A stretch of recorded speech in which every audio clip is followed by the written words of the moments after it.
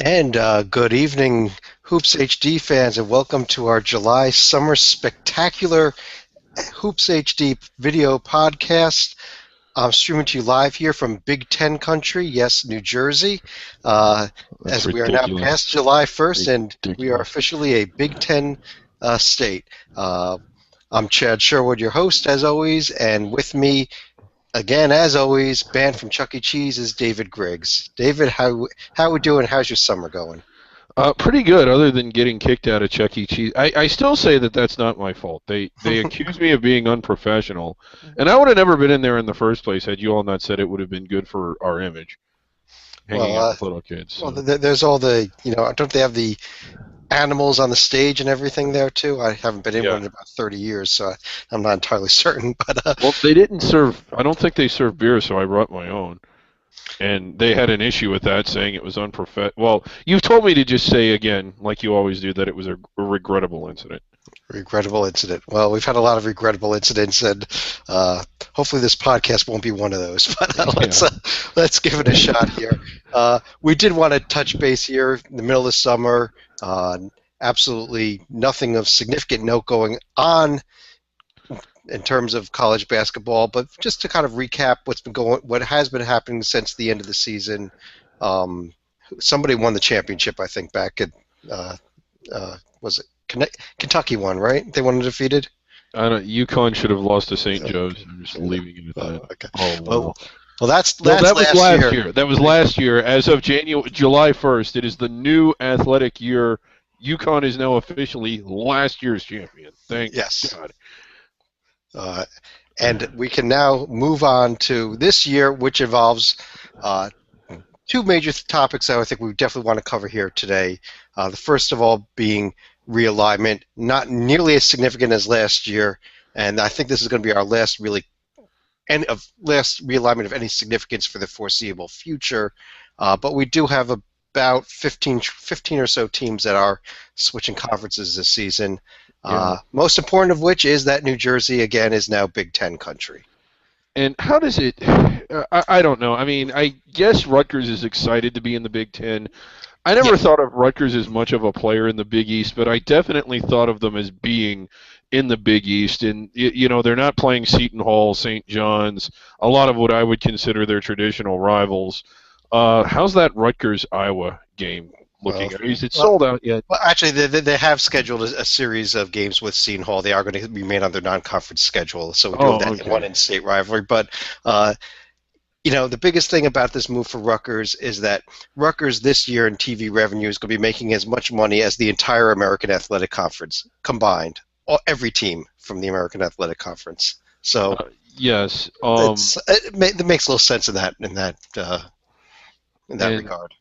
I don't know. Is there a more bland conference on the planet than the American Conference? I mean, it is such a mess. I mean, when you look at it, it's like it looks like a poorly put together out of conference slate.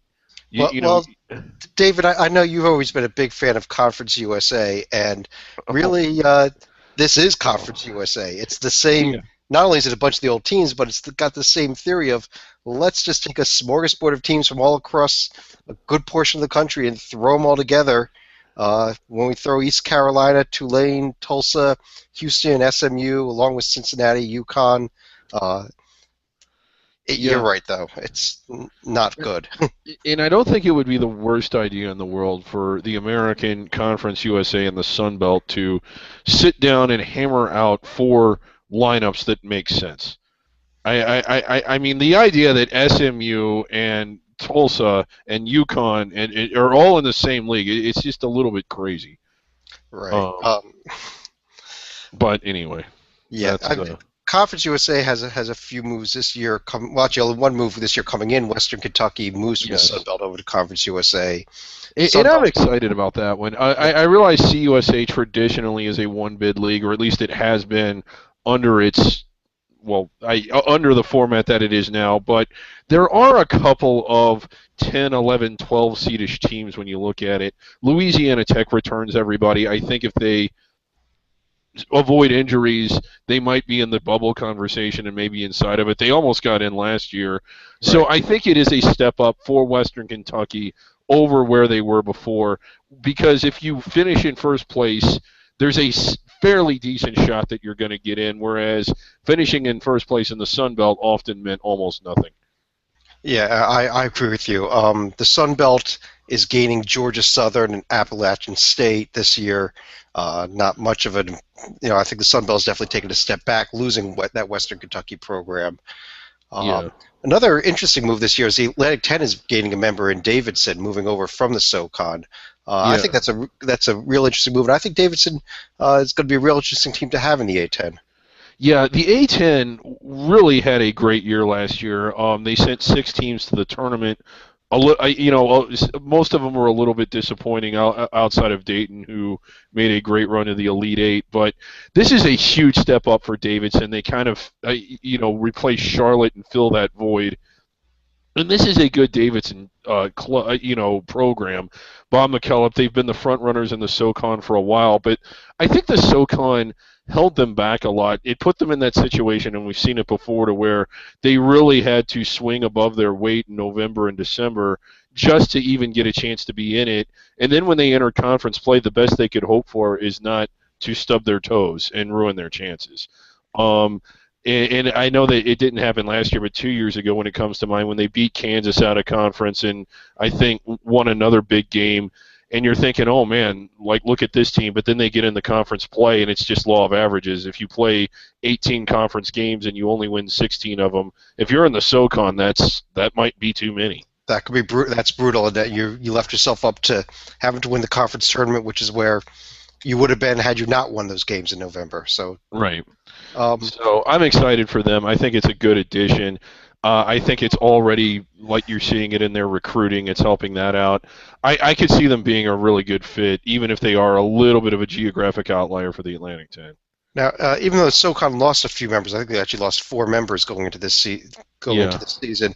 They gained 3 members, one of which is that Mercer team out of the A Sun that we enjoyed the last few years. And I think Yeah. that's while getting out of the SoCon is a good thing for Davidson. Getting into it, I think, is a really good thing for Mercer here.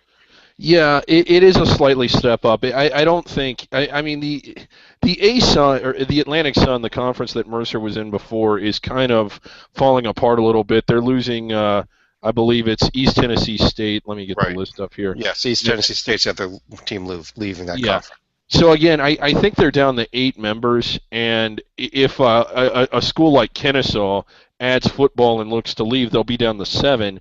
And I just think they're having membership issues. And again, Mercer leaving for football reasons, East Tennessee State leaving for football reasons. And again, I understand schools have football interests, and to protect those, you have to be in a conference that plays football, which the SoCon does.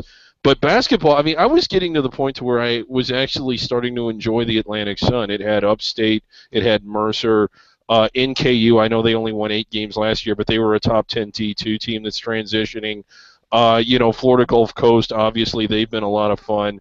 I think, again, overall, it's good for this Mercer team. But I gotta admit, Chad, I'm kind of sad to see them leave the A Sun. Yeah, I don't know that we're going to lose too much, though. We do have this upstate team, Gulf Coast, who obviously made the huge name for themselves 2 years ago.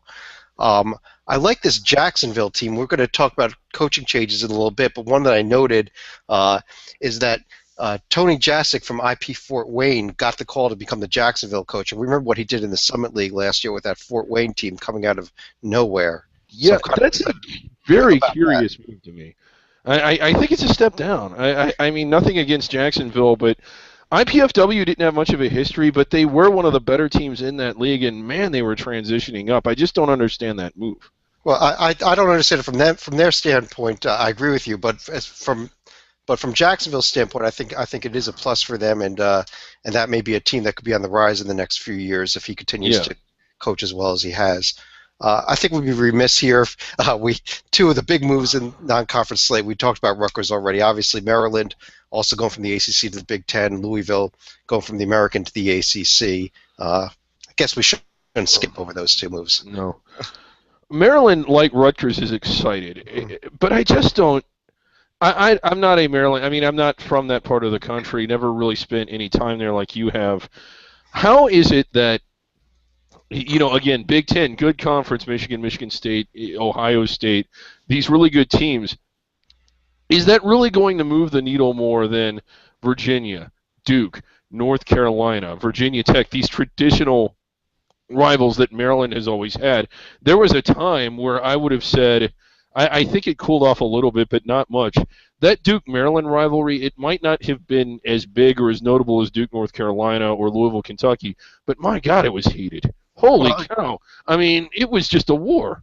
again, David, these conference moves though really come down to the money. And Yeah. while the ACC is a power conference, still one of the five power conferences, it's still probably $10 million a year per school behind what the Big Ten is at. And for that reason, Maryland took the money and ran. The Big Ten wanted them. They wanted that TV market, the DC Baltimore area, and they got it. Hmm. Yeah.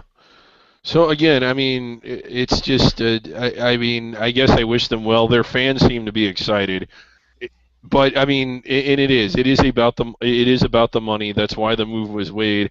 I just wonder that after the first year and the novelty wears off, are they going to miss their old ACC foes? I think they will. I think somebody Yeah. that is going to be happy to be the ACC though was Louisville. I think that's a real exciting addition to the It ACC, is. honestly. Yeah, I mean, especially for basketball. I mean, again, they're in there with Syracuse and Pitt and Notre Dame, and why don't we just rope off half of the ACC and call it the Big East Division? We could do that. I think that covers most of the conference moves here. A couple other smaller ones. Idaho being yet another team to defect out of the WAC. They're moving over to the Big Sky for all sports other than football. Yeah, Oral are they Roberts in goes city back foot? to the Summit League. Yeah, and that's good for both Oral Roberts and the Summit. I think the Summit was doing just fine without them, but to get a ninth member, especially one that was traditionally one of the stronger teams, back into the fold, I think this is a good move. I normally don't like realignment, but I guess I like unrealignment, and that's what I would call this. They're going back. I wish other teams would also go back. Well, VMI went back from the Big South to the SoCon. The VMI had been one of the original members back in the 1920s. Yeah, Had left for about 4 or 5 years to be in the Big South. They're going back, so there you go. yeah, That's why they're going back. yeah. But I think, David, other than realignment, the other thing we wanted to spend some time discussing here is the coaching carousel of this year. By my count, we've had 45 teams that are changing coaches. 46 if we include Manhattan, who lost their coach and then got him back again. But let's. I really think that this year, though, coming up to me is the year of the welcome back, because there's three big names, really Yeah. four names that we're welcoming back to the D1 coaching ranks that have been Mhm. out for a few years. And Yeah. let's start with, I mean, the two that maybe aren't as big as the others, Doc Well, Sadler getting a job again, and Ernie Kent getting a job, taking yeah. over at Washington State from Ken Bone. In the biggest move, I just got to say this Yeah. real quick and get your Shaka Smart to Marquette. David, it didn't happen. Oh, okay. Moving on. But moving on, no, Shaka Smart did not get the Marquette job. He will be back at VCU again this year.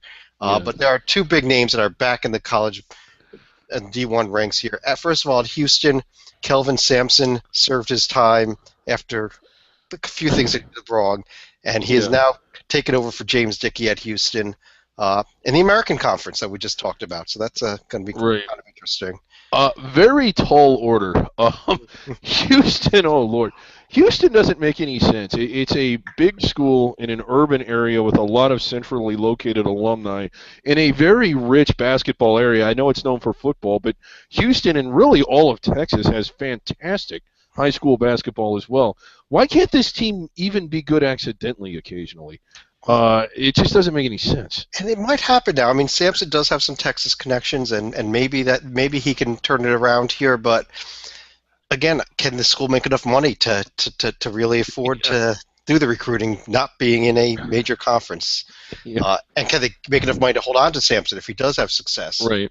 And Sampson, at the end of the day, he was punished more for lying to the NCAA than he was for the phone calls and text messages.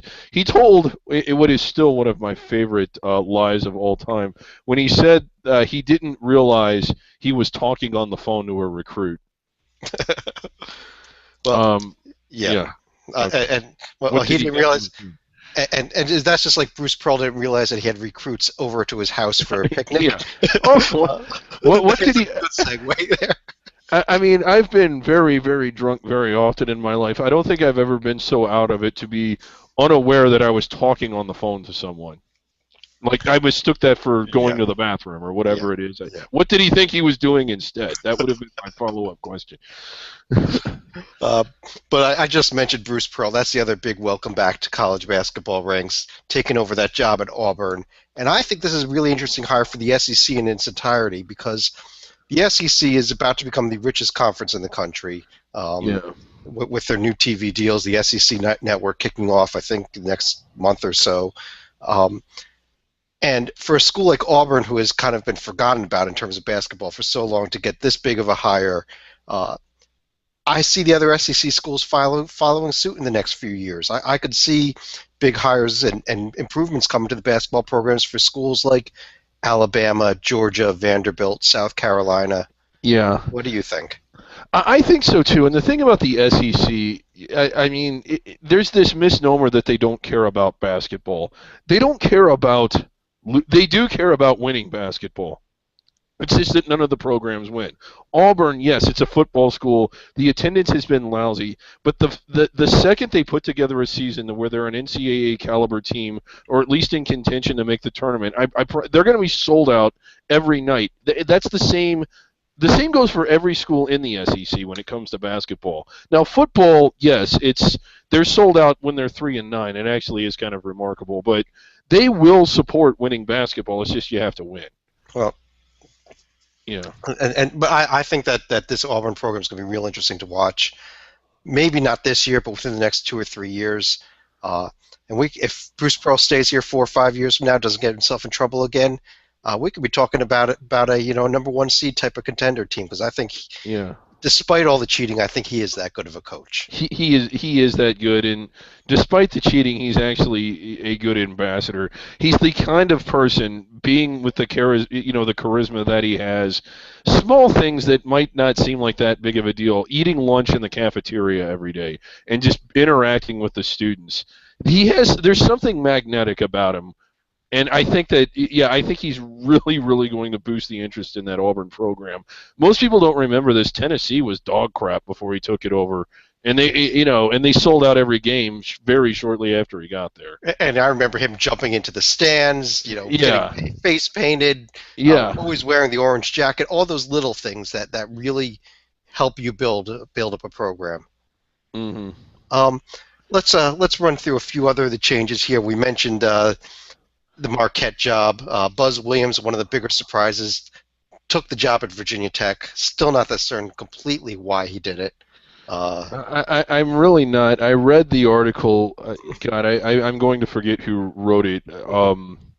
This is a huge disservice. Someone out there wrote a great article about this because it was basically just his insight, his perspective, and his point of view, and it outlined it really well.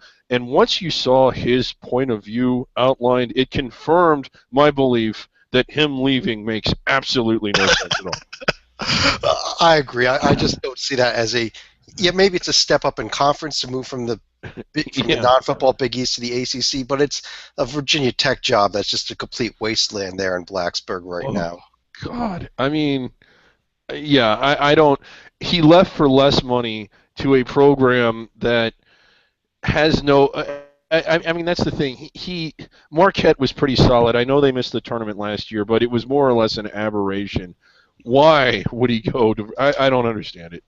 His replacement at Marquette is not Shaka Smart. It's Steve Wojciechowski. Yeah. Does that surprise you at all? Well, you got a Coach K guy, so how can you go wrong with that? That's kind of the theory out there right now in basketball, I think. And if you believed the rumors, Wojciechowski has had multiple chances to leave before, and he hasn't. And this is a lot of supposing on my part, but I mean, one would suppose it was basically understood that whenever Krzyzewski retired, 5 minutes later they were going to hire Wojo. I think that's the impression that everybody was under at Duke, outside of Duke. Does this change that now that he's left to take not just a head coaching job, but a pretty good head coaching job? Well, I mean, and it comes down to maybe he doesn't feel that Coach K is going to retire soon enough for him to get a head coaching job, or maybe he's heard through the grapevine that there's somebody else in the mix. Yeah. I don't know. I just get a feeling that something did happen there, but it is a solid job to take. So Yeah, I mean, no, it's a good. I was just kind of surprised that not that Marquette wanted him, but that he left. You uh, know. Oh well. another moving on in changes. Boston College, Steve Donahue, mercifully for a lot of us, is out of there. Interesting pick, Jim Christian from Ohio University. I don't know that that's a huge step up for them. I mean, they went to go from Donahue to Christian. Yeah, you wonder why Christian would make a lateral move like that. It pretty much is a lateral move. I'm actually more excited for Ohio U, who got Saul Phillips out of North Dakota State. Fantastic hire. This is another one that surprised me. I mean, he really North Dakota State. Right on the bubble last year, as a 12 seed, they won the automatic bid. But you're thinking if they don't win it, they probably don't get in, but they were close. So very good regular season, and they made it to the round of 32. A little bit disappointing in the round of 32, but he really had it going on there. And I realized that they were kind of at the top of their talent cycle. They lost a lot, but he really seemed to have a good thing where he was. Not that Ohio isn't also good, but again, a curious move. Like you would think if he were going to leave, it would be for a power conference program.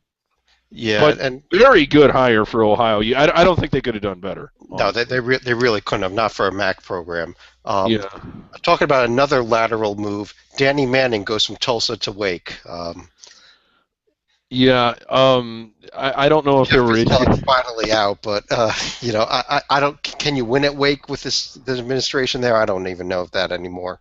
Yeah, and I think I don't want to start. I can only assume that there was a little bit of headbutting at Tulsa with Danny Manning based on some of the things I heard. I mean, this is an old CUSA school, but why? I mean, Tulsa was going to the American. It seemed like this was a program that was sort of on the rise. I know they didn't fare well in the NCAA tournament, but oh my God, what a finish to the season they had. I mean, their overall body of work wasn't that strong, but if you watch them, and as you did, over the last 10 or 11 games of the year, that was a very, very good Tulsa team. Well, Why would you go to Wake? It's just one of those, sometimes the grass is not greener on the other side.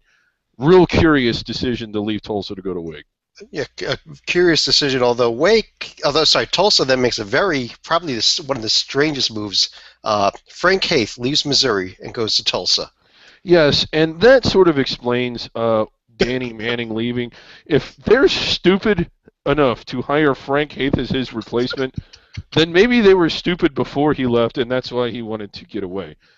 Frank Haith has a very long, and prosperous history of digressing programs. It's remarkable, and I think he will continue that legacy at Tulsa. What a horrible, horrible, horrible hire. I mean, Tulsa's probably celebrating, hey, we talked somebody to leave the SEC and come here, but I think it's the exact opposite. And Missouri may be the one celebrating, interestingly, getting Kim Anderson.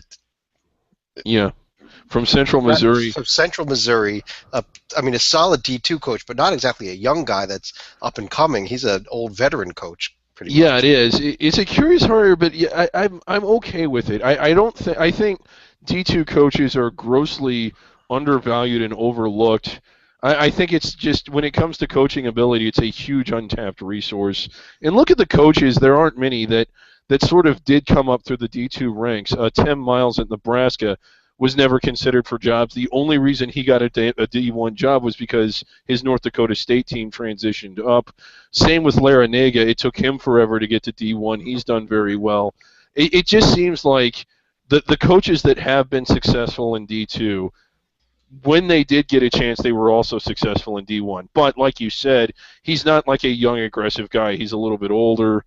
But still, I think Missouri, actually, and it sounds weird to say this, that may not have been a bad hire. I think Well, it may be a good one. my concern is a lot big difference between coaching and recruiting at D2 and recruiting at North Dakota State, which is Yeah. not that much higher up, versus recruiting at D2 and now having to recruit in the SEC. And I Mm-hmm. think that, and in recruiting Missouri, so you're competing against the Big 12, the Big 10, and the SEC schools for recruits right here, and Right. and I think that's going to be where Kim Anderson's biggest challenge is going to be. Right, but they're not competing against Kansas, as we know. I've seen the schedule. That game is not happening. Um, a few other coaching moves here. Mike Montgomery is out, and Quanzo Martin comes over from Tennessee. Um, Your thoughts on that move? I guess I almost don't know how to even explain what I think.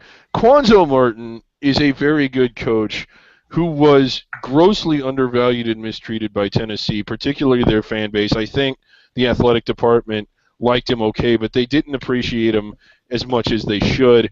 I know he didn't do much while he was there, but I mean, a lot of it was bad luck. They had injuries. They were coming on of the Bruce Pearl case, but he came close to making the tournament several times. He did make it last year, and although their bracket collapsed in a big way, he did fairly well in there. I'm actually happy for him that hopefully now he's at a place that will appreciate him because he's really good. Even when he was at Missouri State, I thought he was really good at Missouri State. When Tennessee hired him, they were already, oh, who's this Quanzo Martin guy? What's wrong with Quanzo Martin? Like, why didn't they like him? I don't understand why Tennessee never embraced him. I agree with you. I don't think I think this is a step up for him just because he gets away from all that pressure that at Tennessee, and I think Yeah, these Cal fans hopefully will embrace him. Uh, yeah, they did not get what they wanted out of Mike Montgomery. Certainly. right. Uh, Now, speaking of Tennessee, they bring in Donnie Tyndall from Southern Miss. Even I think they were talking Underwood for the longest time there, Yeah. or I forget who else they were talking about. But uh, I don't know that that great of a move, in my opinion. No, Tyndale did well at Morehead State. He did well at Southern Miss, although Southern Miss, the difference between Morehead and Southern Miss was that it was pretty much built up pretty strong when he got there. Now, he did a good job of maintaining it, and he did a good job maintaining it through some roster overhauls. He is a good coach, but I think Tyndale's talent is developing and meshing talent and getting more out of less, as opposed to at Tennessee, the game's a little different. You're not really developing talent. You're recruiting talent that already exists, and I really, really question whether he'll be able to do that. I agree with you. I don't know that this is a hire that's going to work out. Um, Yeah. Southern Miss goes out and gets Doc Sadler, dusts him off from wherever he had been hanging out Yeah. since his Nebraska days. Yeah. I like that hire. I think that's a pretty good hire. A few other moves to note. Oregon State gets rid of the president's brother-in-law, brings in Wayne Tinkle from Montana, I think that's a real good hire. I think he's a real good coach, but Yeah. curious that they would actually get rid of Craig Robinson. Mm-hmm. Uh, Yeah. And I don't know. Oregon State, I don't think Craig Robinson got an F at Oregon State. I think he got a C minus D plus. He didn't do well, but they weren't a top one. I think he took a sub 250 team and turned it into a top 150 team. Still nowhere near the NIT, but substantially better than what they were when he first got there. Again, I give him a D plus C minus. He passes, but barely. One other major job I want to quickly mention here: the South Florida Stan Heath out, Steve Masiello in, Steve Masiello out. Very bizarre circumstances. Steve Masiello leaves Manhattan and comes back to it. Obviously, they hired him at South Florida, then found out that he never actually graduated from college. They got rid of him, but he took the classes, completed his degree, and Manhattan agreed to allow him to come back. I guess it's good for Manhattan because I think he is a good coach. He's a very good coach. And again, that's kind of a bad thing to not be upfront about or to in Manhattan. First of all, how do you overlook that? And if you're him, how do you not disclose that? But I think he's a good coach, and I think a lot of coaches are prima donna jerks. I think he's a good person and a good coach that had a really bad moment. I, for one, am happy that he's getting a second chance. Speaking of second chances, let's talk about. I want to just run down a few names of people we are not going to be discussing this year. These are guys that lost their jobs, will not be returning. Pat Knight, sayonara. Oh, Lou Orr's merciful. career is probably done after getting fired by Bowling Green. Ben Yeah. Braun gone out of Rice. Buzz Peterson, UNC Wilmington, couldn't cut it there. I don't know that he comes back again. Uh, No. and one other here, Jason Capel from Appalachian State. There's a guy that did not make it. And Yeah. Mike Jarvis, this was done at the end of the season, but he's out from Florida Atlantic as well. They brought in Michael Curry, a guy with some NBA experience, so I guess Yeah. they're trying with their coaching hires. I don't know that they've succeeded yet. Yeah. After Isaiah Thomas before Jarvis, right? No, he was at FIU. Oh, he was at Florida FIU, same thing. Yeah. Yeah. So Isaiah Thomas. Some people should just come with a Surgeon General's warning. And he's one of them. He was a great player for the Pistons, but after that, I mean, he kind of wrecked the New York Knicks. I think he wrecked the Indiana Pacers. He wrecked the entire Continental Basketball Association, which had been in business for decades. He shut it down. And then he goes to Florida International and leaves them in APR trouble, to where I believe they have a postseason ban, or are they off that now? They're off that now, but Okay. took a little while. Yeah. Some people you should just not hire, and he is one of them. Don't hire him to organize your bookcase. One other interesting hire of note here, and I think that this may become one of your teams this year, David. It's maybe the team that I assign you to become a fan of this season. The University of South Dakota hired Tim Miles' assistant Craig Smith. Yes. Good for him. University of the Jackrabbit. That's the Jackrabbits, right? Or is that South Dakota State? That might be South Dakota State. Okay. We may get an F here on team names. Right. It's the summer. There are still 2 jobs that have not been filled yet, just as a note. Mississippi Valley State has a press conference scheduled for tomorrow. They're expected to name Andre Payne, their new head coach. And Grambling, July 1st, new athletic director comes in, new administration. They fire their head coach, despite the fact that he won infinitesimally more percentage games this past season, going from 0 wins to 5. Yeah. That was a little disappointing to see that happening. Mm-hmm. So I feel bad for Joseph Price. I don't know that he's going to get another job out there in D1 land again either. Right. Anything else you want to discuss with regards to the coaching changes? There were a few others, but nothing of significance. Nothing of huge significance. I don't think so in terms of coaching changes. Mm-hmm. Just real quick, and again, I think it's become more and more evident every year, and I think last year was the most evident that it's ever been. You have to play good teams out of conference, and you have to win on the road. And then when you peruse the Basketball Traveler site, what do you see? You see all these power conference teams looking for bye games. LSU, for instance, needs to begin a series at home. Where else? Dayton looking for 2 bye games. Nebraska offering 6 figures for a bye game.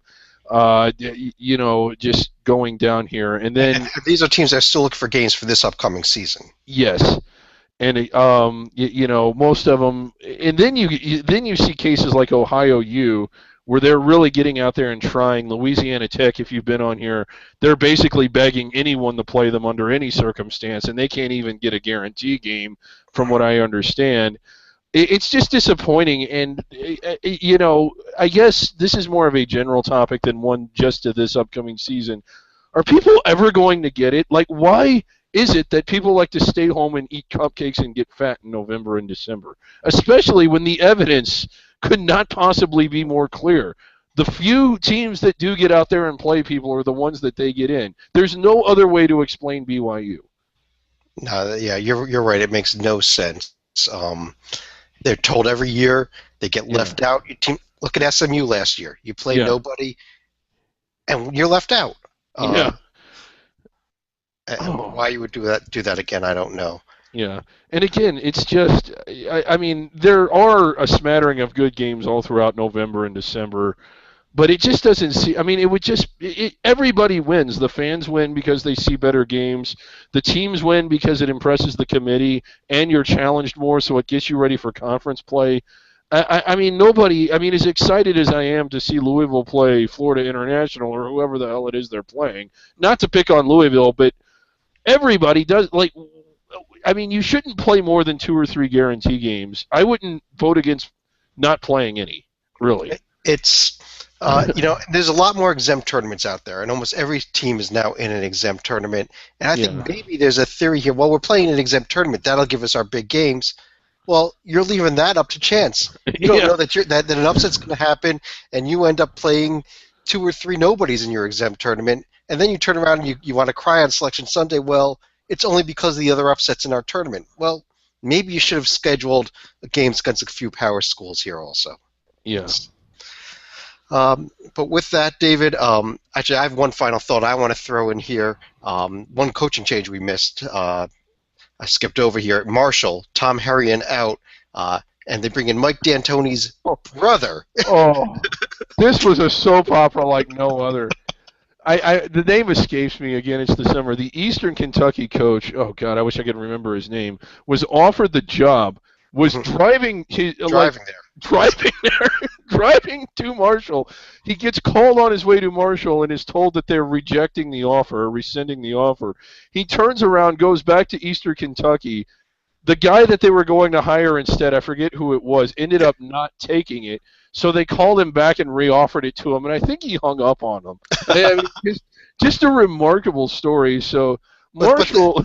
But then they thought they were actually going to get Mike D'Antoni. Yeah, that's what it was. Okay, so they had hired the guy at EKU. Can we get his name real quick? I I'll can't get his name. Go ahead. here. Yeah, they hired the guy at Eastern Kentucky. He's literally in his car driving to Marshall.